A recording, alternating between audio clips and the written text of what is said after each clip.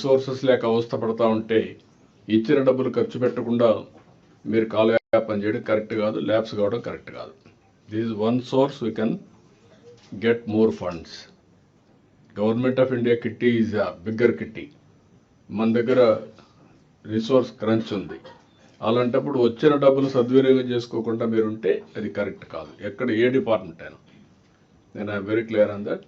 కాబట్టి మీరు అవన్నీ కూడా నాకు ఇమ్మీడియట్గా మీరు ఇచ్చేసి మీరు finance and Delhi AP Bhavan మీరు కూడా ఇద్దరు ఆల్ డిపార్ట్మెంట్ చెప్పి ministers I'm telling you, all secretaries I'm telling you, one day మీరు ఢిల్లీ పోతే ఏం కాదు, మీరు కూర్చోండి, యూ డూ యువర్ హోంవర్క్.